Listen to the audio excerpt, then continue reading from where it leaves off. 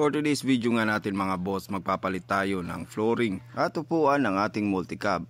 Medyo kinakalawang na kasi mga boss, kaya kailangan natin ng konting maintenance. At kung medyo matagal pa natin gagawin ito ay baka madamay pa ang ating sidings ng sasakyan.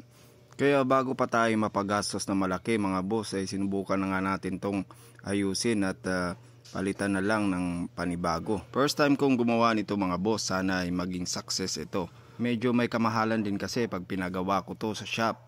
At dahil marami naman akong libreng oras, kaya dito ko na lang ginugugol mga boss. No? Nakakagaan din kasi ng pakiramdam mga boss kapag yung mga bagay na akala mo imposibleng gawin pero nagagawa mo. At pagkatapos nga nating matanggal yung upuan tsaka flooring, hinugasan na rin natin para matanggal naman yung mga alikabok at mga dumi.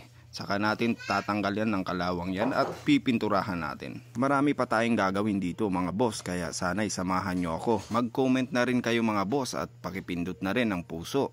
Tsaka pakishare na rin mga boss. Salamat!